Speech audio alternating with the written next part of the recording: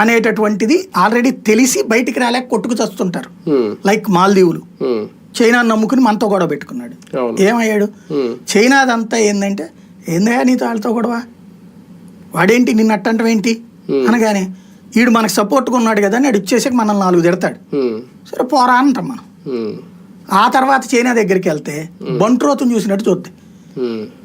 మాల్దీవుల అధ్యక్షుడు ఎన్నికైనోడు వెళ్తే ఒక సాధారణ డిప్యూటీ కలెక్టర్ స్థాయి అధికారిని పంపించాడు జిన్పింగ్.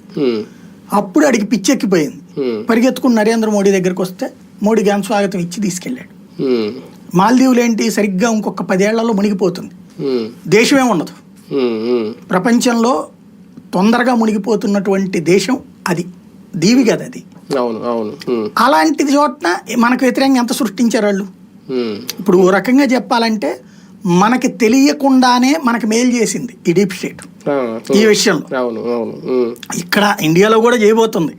మోడీని దించేసేసి రాహుల్ గాంధీని పెట్టాలన్నట్టుంది. ఇప్పుడు రాహుల్ గాంధీ రెండిటితోనూ వాడుకుంటున్నాడు, రెండిటితోనూ ఆడుకుంటున్నాడు. అటు చైనాతోనేమో ఎంఓయూ కుదుర్చుకుని వచ్చాడు, అమెరికన్ డీప్ స్టేట్ తో ఒప్పందాలు చేసుకుంటుంటాడు అతను. డీప్ స్టేట్ వాళ్ళు అతనికి ఫండింగ్ ఇస్తుంటారు రెండు వైపుల నుంచి. ఇప్పుడు మన దగ్గర వచ్చిన అప్పుడు షాహీన్ బాగ్ అల్లర్లు జరిగినాయి కదా, దాని వెనకాల ఉన్నది డీప్ స్టేటే. అట్లాగే రైతుల పేరుతో జరిగిన ఉద్యమం వెనకాల ఉన్నది వీళ్ళే, ఖలిస్తానీ ఉద్యమం వెనకాల ఉన్నటువంటిది వీళ్ళే.